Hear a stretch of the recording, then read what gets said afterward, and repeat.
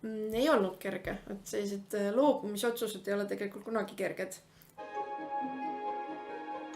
Kallis kuulaja, alustab saade Hakkame tegutsema. Saade inimestele, keda huvitab ettevõtlus, eneseareng või lihtsalt soovib kuulata põnevaid lugusid. Räägime Eesti ettevõtjatega, aktiivsete tegelastega, kellest võib tavaliselt väga palju ei kuule. Mina olen Indrek Põldvee ja tänud, et oled minuga. Tere kõigile, tore on teid jälle kõiki tervitada ja tere tulemast kuulama lugu number 5. Ma tänan kõiki, kes te olete juba kuulanud eelnevaid saateid. Kui te ei ole, siis palun tellige iTunesist, minge mu kodulehele hakkametegutsema.ee või Facebookis ma panen ka sinna ülesse. Ja ma olen väga tänulik inimestele, kes lisavad kommentaare alla, et mis te olete õppinud nendest saadetest, mis on huvitav, kas on huvitav, keda te saaksite saatesse. Et see on äärmiselt oluline, et ma proovin tõesti ehitada siia selle saate ümber sükest mõnusat communityt, kus suheldakse, aidatakse üksteist, antakse ideid, mida teha, et see ja need kommentaarid ja kõik need on hästi olulised nii mulle kui ka saatekülalistele, et meie õpime sellest, et ja mina tean, mida keskenduda, keda kutsuda veel siia saatesse, kes on need inimesed, kelle lugusid kuulata ja tänaseks päevaks on mul juba 13 saadet lindistatud ja see on alles 5, et neid saateid tuleb ja ma teen kogu aeg juurde neid, et see on väga-väga lahe. Ja tänases saates on meil siis külaliseks Kairi Kuuskor, kes siis on Bold Tuesday asutaja. Ja Kairi räägib siis, kuidas ta oma ettevõttega alustas, mis oli need raskused, miks ta pidi ettevõtlusega alustama, kus ta selle idee võttis, mis ta soovitab teistele, kuidas nemad teevad oma ettevõttes toote disaini, toote uuringuid, mis töötab, mis ei töötab, palju neil neid tooteid uuringuid tehakse ja väga-väga palju veel, et ma ise õppisin sellest jälle väga palju, et kuidas seda toote launch ja seda teha ja ma ütlen teile ausalt, et väga palju failib. Aga väga hea, et saatke mulle kommentaar tagasiside, et hakkametegutsema.ee on saate märkmed ja nautige saadet Kairiga. Aitäh Kairile ka loomulikult. Ja tere Kairi! Et räägi, kus sa tuled, milles tegeled? Mina olen Kairi Kuuskor. Ma olen üks sellise Eesti disainifirma nagu Bold Tuesday asutajatest ja mul on siis disainitaust, olen õppinud Kunstiakadeemias ning meie firma loob siis vindiga ja hea disainiga maailmakaarte, kuhu saab märkida oma reise. Nii, räägi, kuidas Bold Tuesday sai alguse? See sai alguse tegelikult hoopis ühest teisest kohast, ehk siis sellel on nii-öelda kaks algust. Esiteks tegelikult me alustasime tavalise disainibüroona, ehk siis tootedisaini teenuse pakkujana. Ja see juhtus aastal 2012. Siis möödus jupp aega ning me otsime lihtsalt saed eritamiseks ja pooleldi nagu lõbu pärast ja lihtsalt näpuharjutuse mõttes võtsime osa ühest disainerite liidu konkursist nimega Meeste asi, kus otsiti väiketooteid ja kingitavaid objekte just meestele, kuna neid on siis Eesti disainipoodide riiulitel vähevõitu. Ja see juhtus aastal 2013. Selle tulemusena sündis interaktiivsete plakatite idee. Interaktiivse all ma siis ei mõtle mitte digitaalselt, vaid füüsilist toodet, mida sa saad kinkida, seinale panna, ise kasutada. Ning siis läks veel jupp aega mööda, et me endale ikka järjekindlalt korrutasime, et Bold Tuesday ja see plakati teema on ikka siuke lõbus, tore kõrvalprojekt, aga põhiteema on ikka teenuse pakkumine, kuni ühel hetkel me ei saanud enam nagu sellest reaalsusest mööda vaadata ja ilmnes, et tegelikult plakati asi on jõudsalt kasvanud, sellel on potentsiaali, inimesed tahavad seda toodet osta ja alles 2014 lõpus otsustasime me siis Bold Tuesday täiekohaga teha ja seda võib siis pidada teiseks sünniks. Kus see kas tuli või kuidas te nägite, et inimesed tahavad? No kohe pärast võistlust me liikusime poodidesse. Kuigi, ma pean mainima, et tegelikult objektiivselt võttes ma oleks pidanud kohe pärast võistlust nagu pillid kotti panema ja asja katki jätma, sest et irooniana me oleme tänaseks võib-olla umbes üks mingist 2-3 tootest, mis nüüd sellest võistlusest välja kasvas ja mis on päriselt lendama läinud, aga võistlusel endal ei leidnud me seal isegi mitte äramärkimist. Nii et objektiivselt võttes jah, oleks pidanud pärast seda nagu vaatama, et ei ole mõtet, ärme jama, aga poodidest tulev tagasiside ja ka enda huvi asjaga tegeleda olid piisavalt suured, et siiski katsetada ja tänaseks on see nagu heaga ära tasunud. Aga miks oli, et seal nagu disainikonkursil teid nagu eriti ei märgatud, ei pannud tähelegi ja tegelikult rahva huvi selle vastu oli täitsa nagu olemas? Issand, seda peab žüriilt küsima. Aga mis siis arvad? No ühelt poolt on see, et see ei olnud muidugi veel päris valmis toode, et eks konkursitel muidugi testitakse veel prototüüpe või kontseptsioone. Teiselt poolt ka žüriid on alati ju sellised väikseliikmelised, et ei hinda võib-olla või ei oma sellist nagu täit läbilõiget ostjaskonnast, et arvestades tegelikult Eesti disainipoodidel on ikkagi väga suur hulk klientidest on välismaalased. Ja kui siin natuke teravalt öelda, et siis mul tunne, et ega tegelikult nad ei ole ühelgi aastal nagu väga täppi pannud nende võitjatega. Et need, kes tegelikult nagu hakkavad, kelle projektist saab nagu päris firma ja päris ettevõtmine, et need üldjuhul ei kipu võitjatega kattuma. Seega, aga räägi mulle, mis te tegite peale seda, et te nägite, et oli teid isegi mainitud, et kas te läksite siis poodi pakkuma või kus inimesed üldse nagu leidsid teid?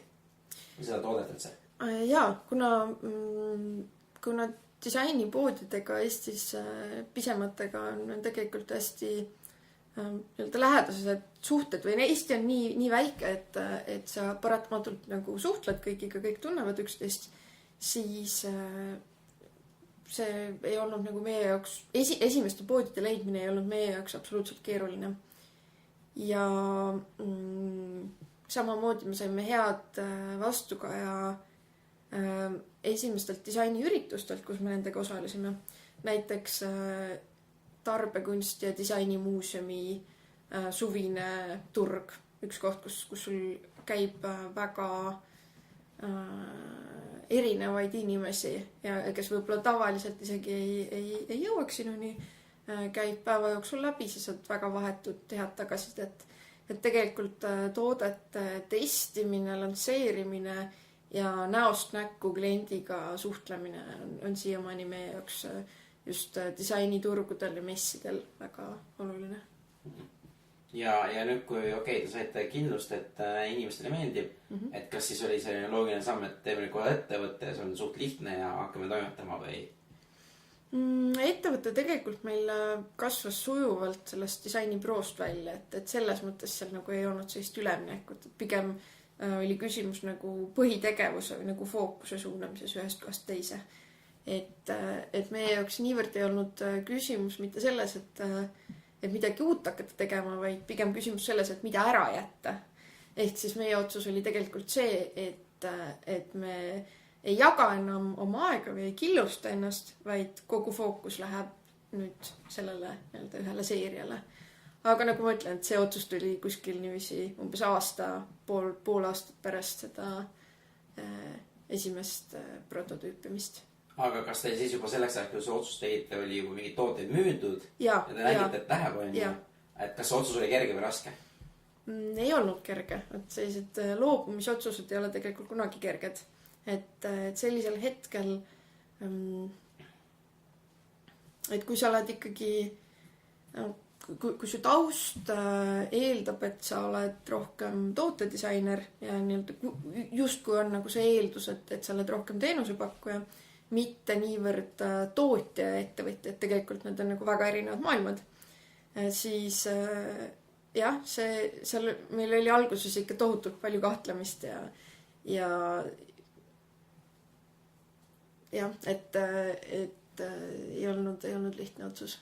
Aga kuidas te sellele otsusele lõpuks ikka tegite? Sest ma kujutan ette, see on, et te olite disainimaailmast, olite just lõpetanud, otsustasite disainibüroo avada, suht kindel, et disainerid ikka on niimoodi vaja, et siis võtta see otsus, et kuule, et lähme nüüd nende toodete peale, et midagi on müüdud, aga nagu 100% nagu kindel ei ole, et see läheb, et miks te selle otsuse üldse võtsite või ja kuidas? Ma mäletan selle otsuse koosolekut nagu väga elavalt, et see oli siuke kriisikoosolek, ma mäletan, me pidasime seda F-hoones koos paari klaasi õllega, et meil tõesti, me nägime, et sellisel viisil lihtsalt me ei sein on ees, et me ei saa niiviisi edasi minna.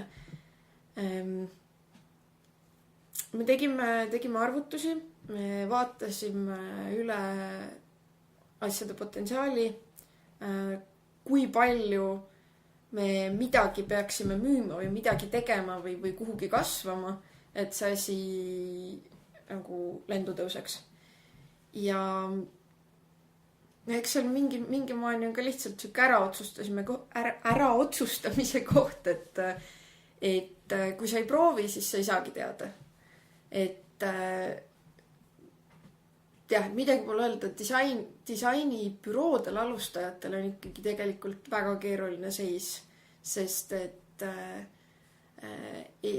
Eesti klient ei ole tegelikult harjunud väga maksma disainiteenuse eest.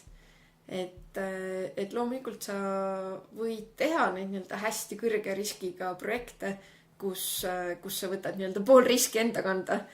Aga et see, ütleme nii, et ma enne koguks kõvasti kogemuste pagasit, kui ma tegelikult julgeks uuesti seda nii-öelda ise tegema hakata või enda peale nii palju nagu lööki võtta.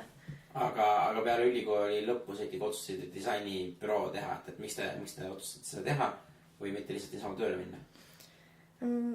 No siin on nüüd ilus oleks vastata, et õudselt kindel soov, et jah, et minust peab saama ettevõtja igal juhul. Et eks seal on natukene seda ka ja täna ma absoluutselt ei kahetse oma otsust. Aga eks teine reaalsus ole ka see, et disainerit üldjuhul pärast lõpetamist haruharva ootab nagu palgatöö. Et selles mõttes neid noori alustajaid, kes tegelikult loovad oma büroosid, neid on tegelikult päris palju. Nii, aga mis neid nagu takistab nagu seda tööd saada või et kuidas sina võid siis selle julguse, et nüüd ma hakkan ettevõtte tegema, teeme parem ettevõtte? Ühelt poolt huvi selle teema vastu, et ma olin enne varasemalt kirjutanud äriplaani ja saanud ka toetust ja selle äriplaani koostamise eel võttes erinevaid ettevõtluskoolitusi. Tegelikult nagu see teema muutus minu jaoks äärmiselt huvitavaks ja selle asja vastu tekkis sügavam huvi. Ja sealt maalt edasi jällegi see, et ma usun hästi tugevalt seda ütlemist, et sul tekib teatud siuke turvavõrk või teatud mugavus hästi kergesti, kui sa lased sellel tekkida. Ehk siis, et tuleb nagu mingi siuke tasakaal leida selle vahel, et nüüd mitte täiesti nii-öelda lollusi teha, aga samas ka, et kohe hakata asju järgi proovima ja mitte üldse nii-öelda palgatöö sellesse nagu mugavustsooni liikuda, et kohe minna ja proovida asjad järgi siis, kui sul on veel võimalikult nagu vähe siukseid takistavaid või piiravaid asjaolusid. Et selles mõttes ta ikkagi oli siuke natuke mõlemat. Aga kas sul muud nagu ettevõtluskogemust sul nagu ennem ei olnud, et lihtsalt natukene projekti kirjutanud ja kõik, et aga kas sa tundsid, et sa oled ettevõtja või sa lihtsalt sa ei mõelnudki selle peale, et või lihtsalt mõtlesid, et lähen riskina ja vaatan, mis juhtub, et nüüd kaotada pole? Jällegi natuke kõike, aga praeguseks ma tunnen, et ma midagi muud küll teha ei tahaks mitte ühelgi juhul. Et tõesti ma ei ole olemas mingisugust teist töökohta, kus ma saaks nii palju õppida ja nii palju erinevaid rolle läbi katsetada. Et see on tõesti äärmiselt kiire õppimine. Ja põhimõtteliselt sa saad kogu aeg uusi väljakutseid vastu võtta, sa saad kogu aeg areneda, sa saad kogu aeg rutiini murda või nagu kogu aeg neid piire edasi lükata ja kogu aeg mugavustsoonist välja tulla. Et tõenäoliselt tagantjärgi vaadates ma arvan, et seal ikkagi on siuke nagu eelsoodumus või siuke nagu et see oli kindlasti õige otsus. Aga nüüd kui tagasi Boltiuse juurde, et olid selle otsuse teinud, et me hakkame sellega tegema, kas siis, mis edasi juhtus, et kas asi läks kõik nagu ilusti ja ilma muredeta või oli ikka seal midagi? No päris seda ei saa öelda, et nüüd ilma mured, et eks muresid ikka ja selles mõttes, et eks ta et nii-öelda üks takistus või üks jama teise otsa, aga samas ei ole olnud selliseid suuri tagasilööke või mingisuguseid seiseid hetki, kus nüüd mõtleks, et appi tõesti jätame asja pooleli, et seda kindlasti mitte, aga takistusi loomulikult, kust pihta hakata, tootmine, logistika, kõik võimalikud sellised küsimused, et kui nüüd müük läheb hästi, meie müügimahud kasvavad 10 korda, mis siis saab?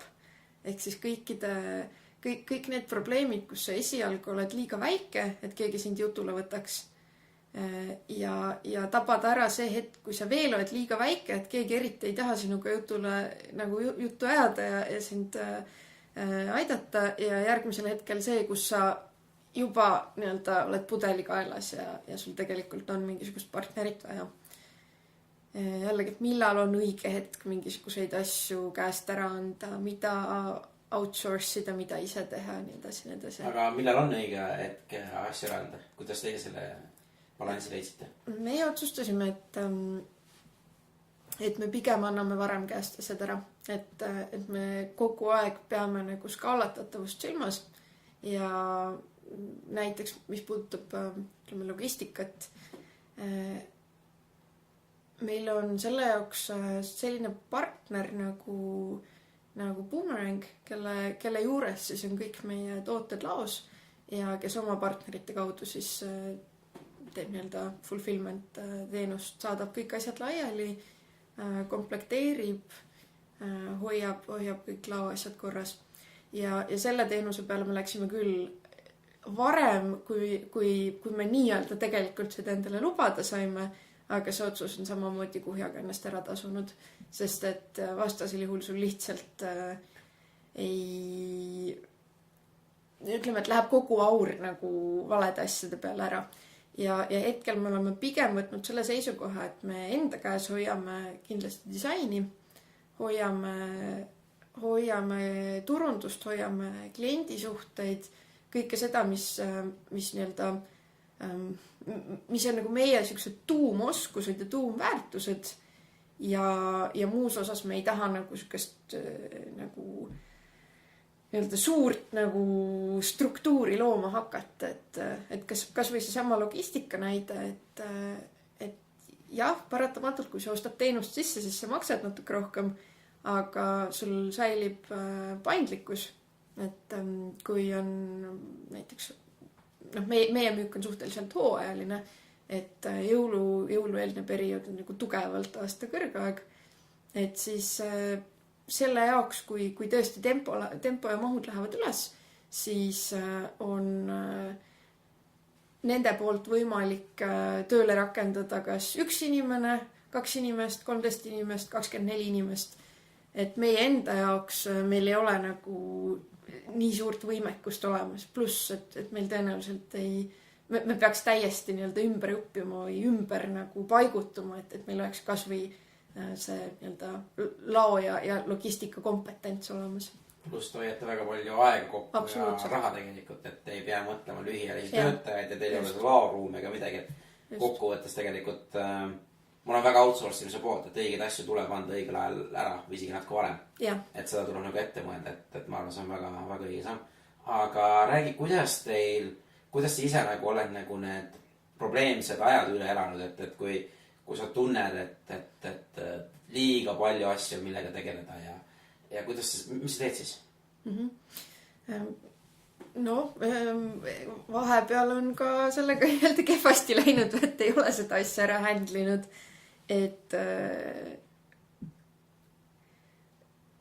no, mõned sellised nipid, mida kasutada. Esiteks ei tohi trenni arvelt aega kokku hoida, ehk siis peab ennast liigutama. Minu jaoks hästi oluline on näiteks matkamine, värskes õhus olemine. Siis niisama heast peast ei tohiks ületunde teha. Et asi, mis ma eelmisel aastal õppisin siukse natukene valsama kogemuse näitel, et tõesti, kui sa juba niigi pikemat aega teed kogu aeg nagu maksimumi intensiivsusega ja siis sul igast suunast hakkab veel lisaülesandeid tulema, et siis lühikest aega sa pead vastu, aga pikemat aega kindlasti mitte. Nii et kui võimalik, et siis kui sul tekib nagu see hetk ja auk, et puhata, siis tuleks seda ära kasutada. Ja kuidas nagu igapäevased toimingud, et kas sa sead endale mingid eesmärgid või asjad või kuidas sa nagu toimetad? Jaa, see on ikka, et meie tiim kasutab selle jaoks Asanat.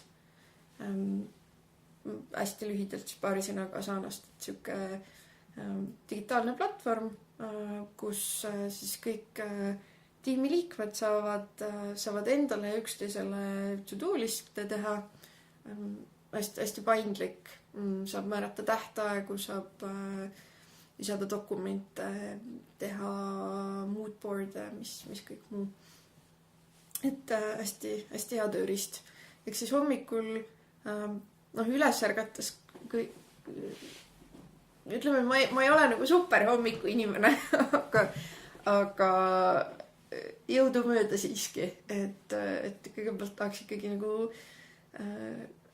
natukene päevale järele mõelda, et mis need tänased asjad on, mis kindlasti tahaks ära teha, natukene prioriteete paika seada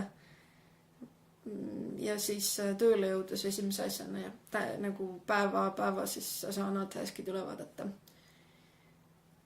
Siis veel üks siuke hea nipp, et kui hakkab siuke nagu ebamäärane ärevus tekkima,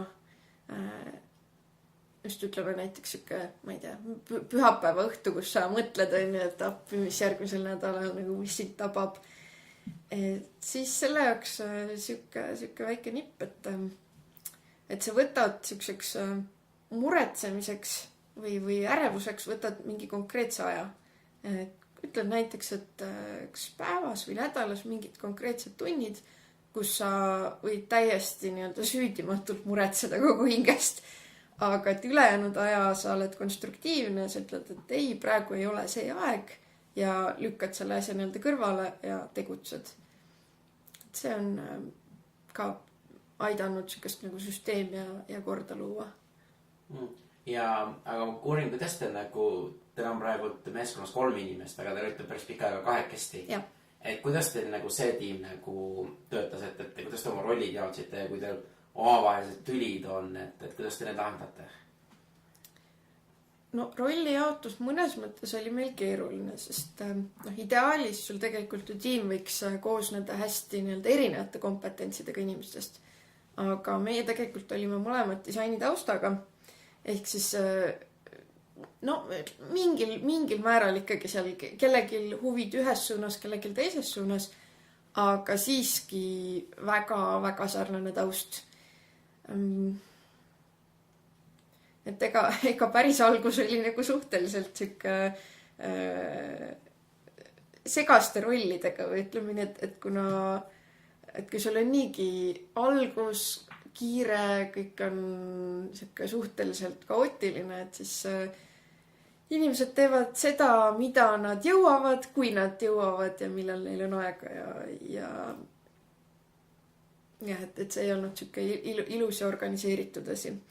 Aga ühel hetkel need rollid ikkagi hakkasid nagu loomulikult ka jaotuma, et kes näiteks võtab rohkem sihukest juhtimispoolt, lepingutega tegelemist, raamatupidamispoolega tegelemist, poodidega suhtlemist enda peale, kes võtab klienditeenindust rohkem enda peale, kes kuni turundusinimese tulekuni, ka turundus oli üks väga-väga suur plokk.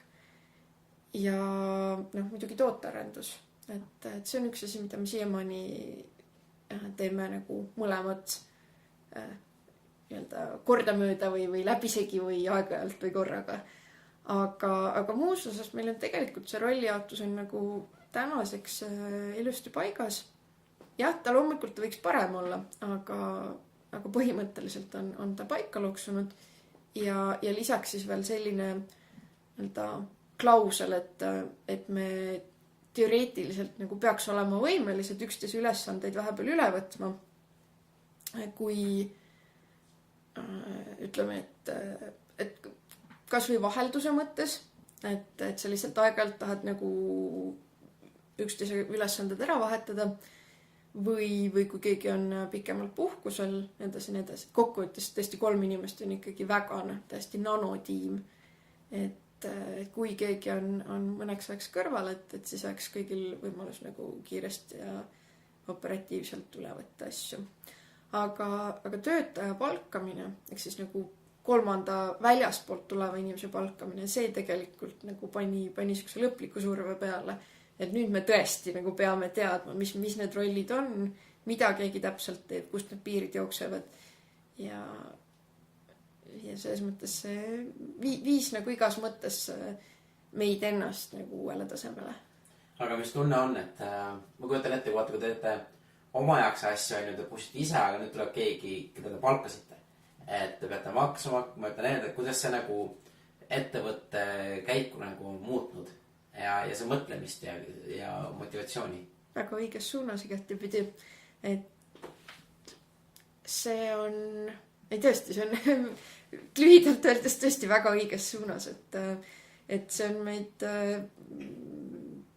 täiskasvanuks muutnud väga-väga suures osas, et sa ei saa enam nagu teha asju niiviisi kuidagi täiesti puusalt ja eeldada, et kehtivad mingisugused nagu väljaütlemata kokkulepped või et asjad ei ole enam päris niisama õhus. Et ma küll pean ütlema, et meie töötaja Courtney on väga nagu meiega samal lainel või nagu tõesti, minu meelest meil juba toimib sihuke nagu väga-väga hea nagu poole sõna pealt üksteise mõistmine. Aga siiski, et enam, et sa oled sunnitud nii palju rohkem enda jaoks asju läbi mõtlema, selgelt sõnastama, eriti just ootuste poolt.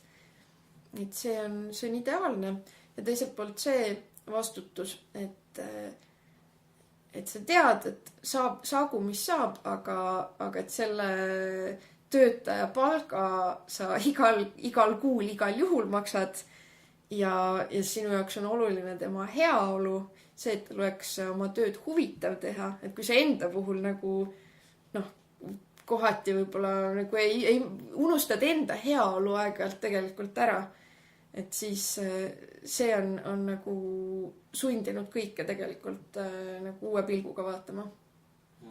Aga ma lähen korra tootearenduse juurde tagasi, et teil on füüsiline toode ja teil on neid rohkem, et kuidas te nagu tootearendusesse teete ja kust te neid ideid võtate, et ma saan aru, et te olete disainerid, aga kui mõnel kuulajal ei ole ideid ega midagi ja kuidas tootearendus, mis see tähendab, kuidas see käib, et kas sa valgustaksid meid?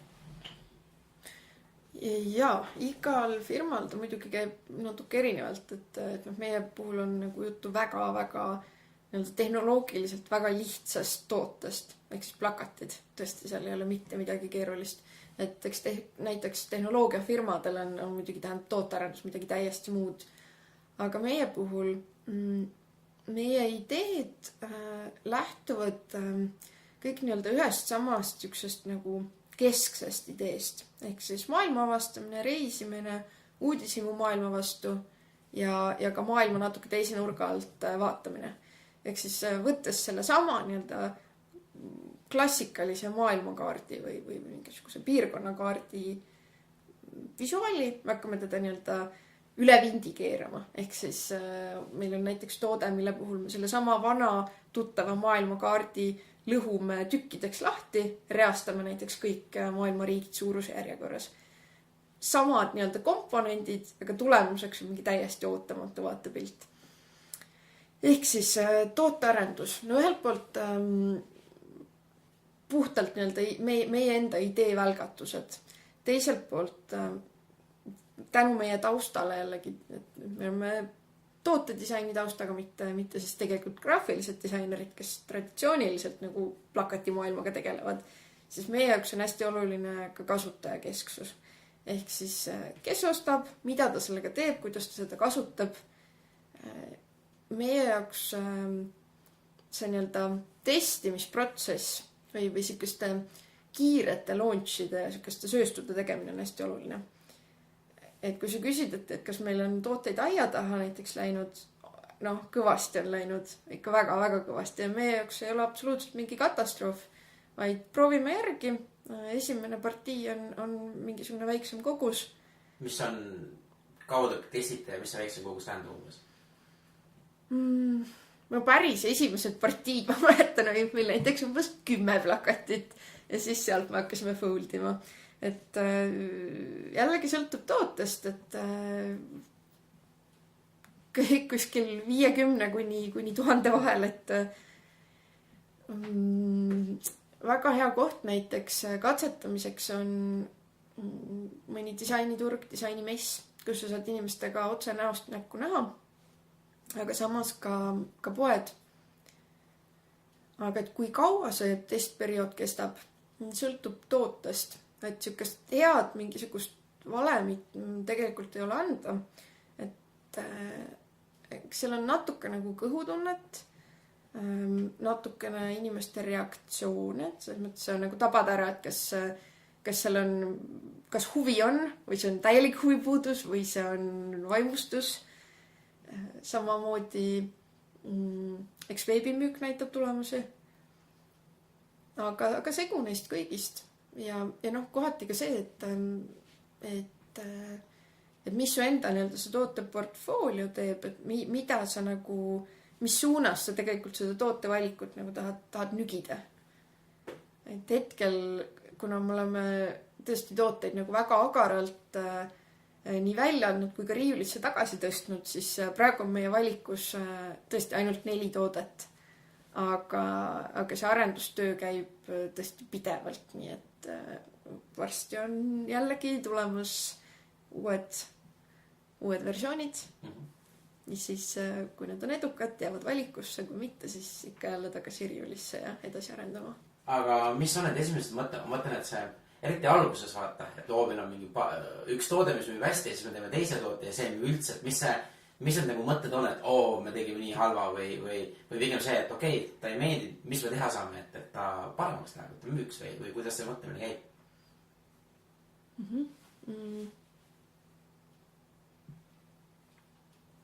No nüüd me ajapikku oleme selles osas targemaks saanud, et mõne tootega on ka lihtsalt küsimus see, et kus sa teda müüd. Ehk siis erinevatel turgudel tegelikult erinevad tooted on et need populaarsuse erinevused on päris suured. Et on tooteid, mis näiteks soomlastele lähevad väga korda, aga näiteks Inglismaa turul täiesti nagu mitte midagi ja vastupidi. Sa võid meile näite tuua, mis tooted läheb soomlastele peale? Soomlastele meeldib hästi meie värvitav maailmakaart. Ehk siis nimi on tal Color World ja selle põhimõte on siis paberkaart, kus sa saad samamoodi, all on legend, kus sa saad näiteks tervele perele või koos sõpradega igaühele välida siis kas oma värvi või oma mustri ja siis nagu kõik koos hakata ühte ja seda sama kaarti siis oma reiside või reisiplaanidega märkima. Et soomlaste puhul ütleme, et messide kogemus ütleb, et päris paljud neist hea meelega ostavad selle oma lapsele, et siis lapsega koos värvida. Aga jällegi näiteks UK turul on see vaieldamatu lemmik List of Countries. See sama kaart, mida ma enne kirjeldasin, mis suurusjärgus. Just. Aga kõike seda informatsiooni te oletegi saanud siis läbi messide ja kuulates oma ostjate tagasidet või? Ja ka e-poe. Ja kuidas te nende oma ostjatega nagu suhtlete, et selles mõttes, kas te võtate mingid e-maili, mingid kontaktid, siis kirjutate neile, helistate või kus te nagu seda tagasidet saate, kuidas te kogute? Saame veebilehe reviewdest, saame inimestega suheldes. Tegelikult päris palju sükest head tagasisidet saab ka siis, kui sa lahendad mõnda kliendi probleemi. Ütleme näiteks e-poest tellides.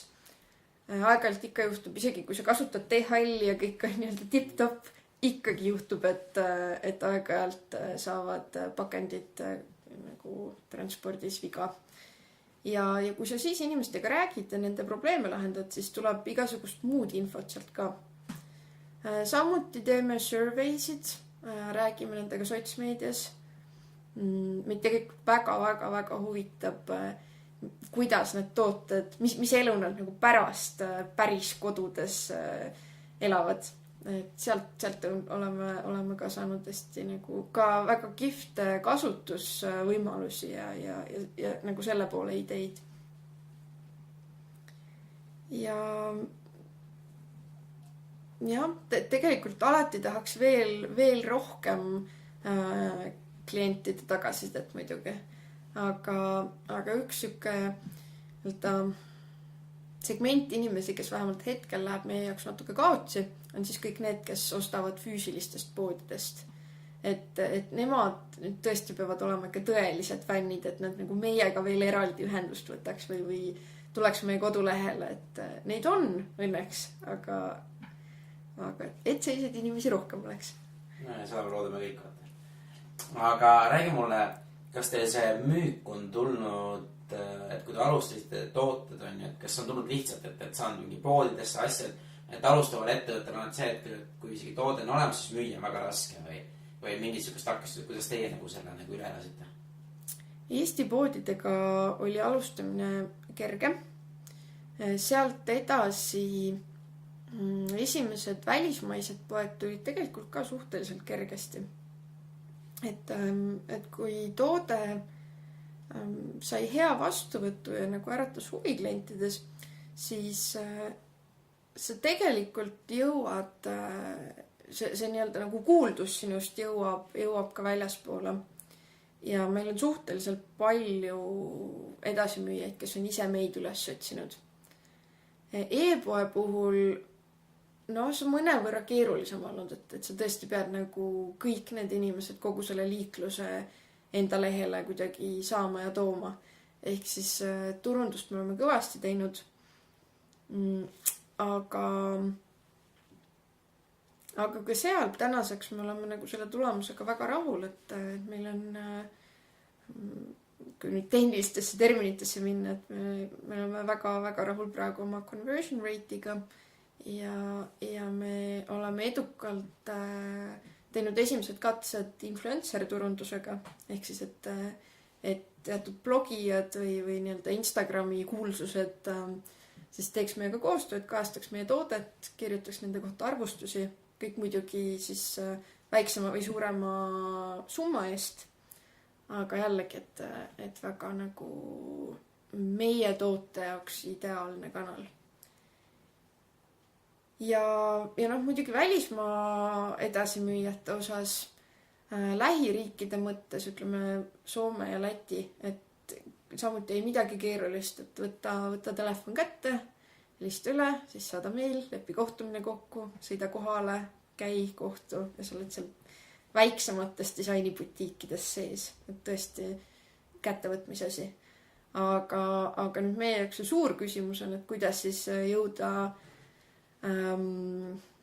jõuda distribuutoriteni, kuidas leida endale agente, kuidas jõuda välja suuremate disainipoodide ja näiteks raamatupoodideni.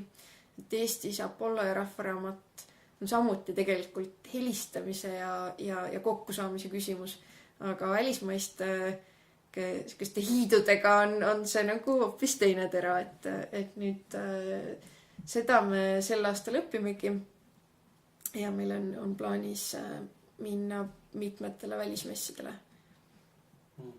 Aga räägi mulle, mis su eelmise aasta nagu siuke kõige suurem nagu õppetund on olnud sellest?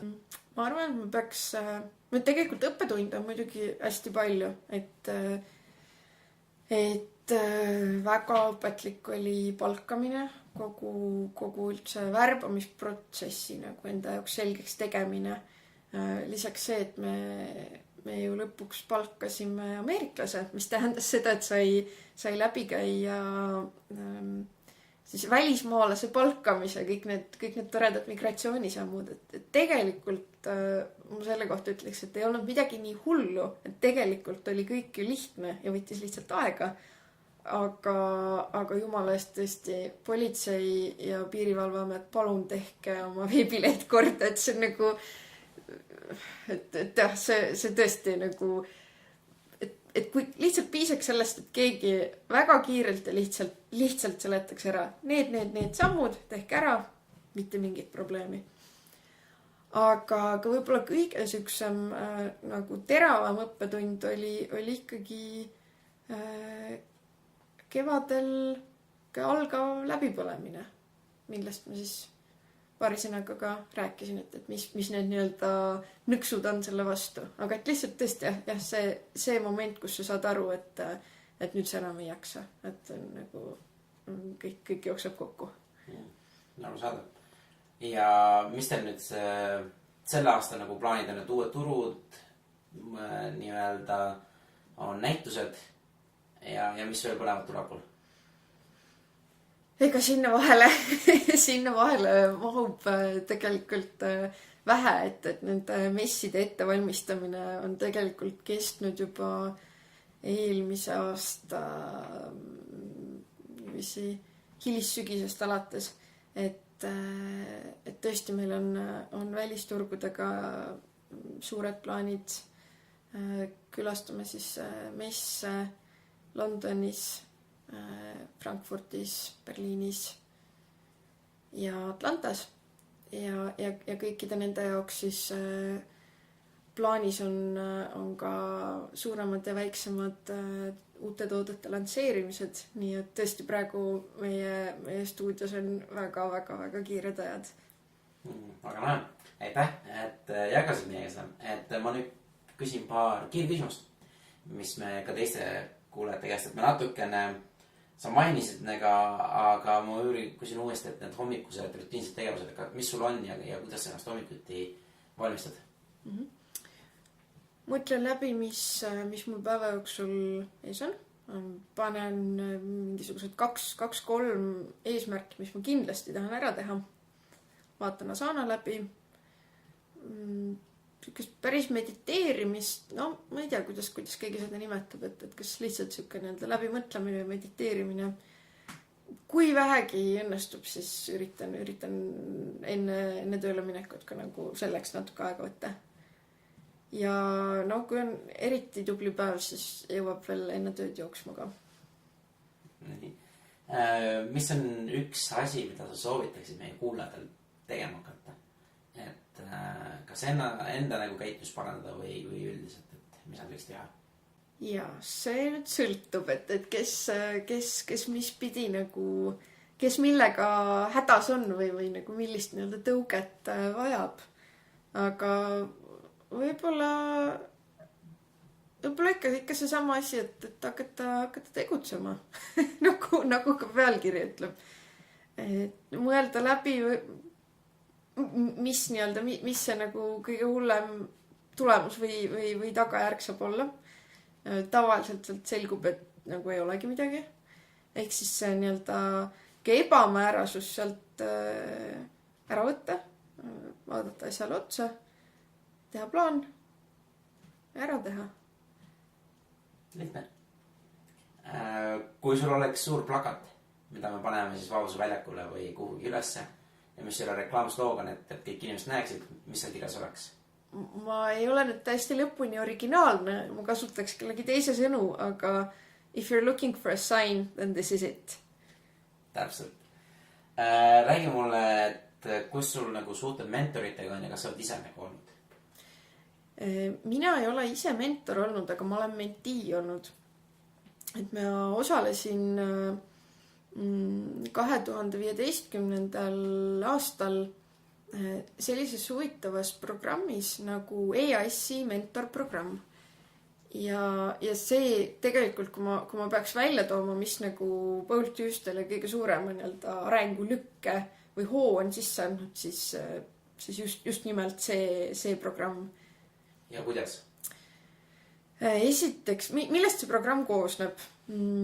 Pannakse kokku mentor-mentee paarid, siis kogenud ettevõtjast ja alustavast ettevõtjast. Ja lisaks, neil on siis kohtumisi kuskil niiviisi vähemalt kord kuus, võib ka tihemini, kuidas inimesed aega leiavad. Ja siis sellele lisaks veel suur hulk tõesti mitu koolitust kuus, mõned neist ka mitmepäevased, mis olid nagu tõesti sellised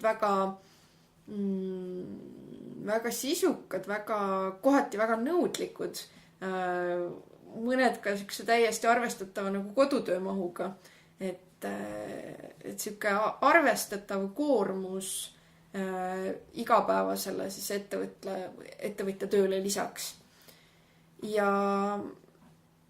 Ja see nagu tõukab sind nii tugevalt sellest senisest rütmist välja, pluss siis veel see teiste mentiide õlatunne, et kui sa saad ennast teiste omasugustega võrrelda, kellest mõned, tõesti seal oli ühe inimese tiimidest kuni kas 10-liikmeliste firmadeni, et ka väga erinevad tegevusvaldkonnad, väga erinevad käibed, aga samas siiski üsna sarnased probleemid ja võimalus nagu arutada, siis see mentori pidev kõrvalpilt, kes hoiab näpu peal sinu tegemistel ja siis need koolitustelt peale tuleb info.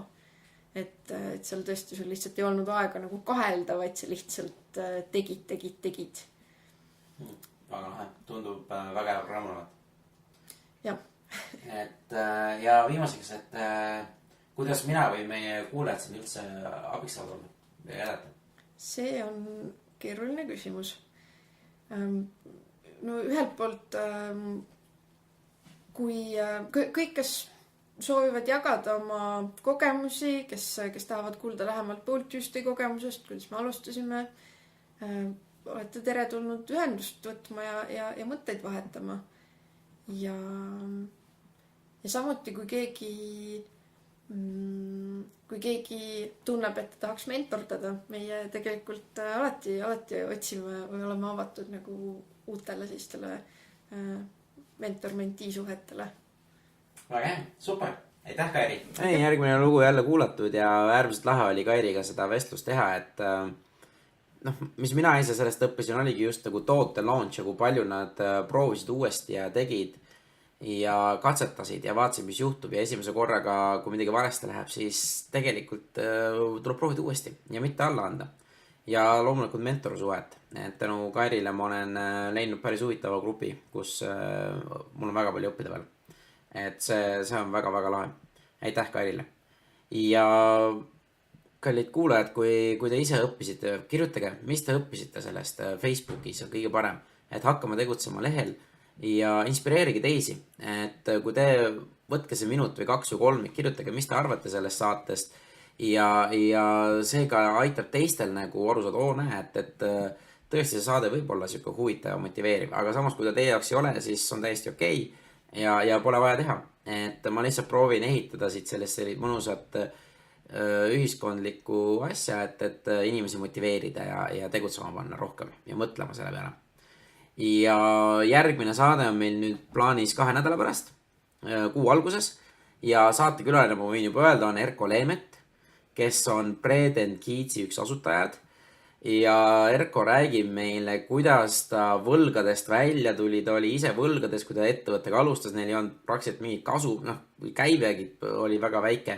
Ja Erko tuli töölt ära, et 3 lapse kõrvalt siis sellist ettevõtet teha ja siis 1,5 aastaga tuli võlgadest välja ja nüüd on tehas ja müüb üle maailma oma tooteid, et see on uskumatu, mul oli lihtsalt pool aega suu lahti ja sellelt mehelt on väga palju mida õppida. Ja egas midagi, jääge positiivseks, olge tänulikud ja tegutsege. Järgmise korrani, aitäh teile kõigile!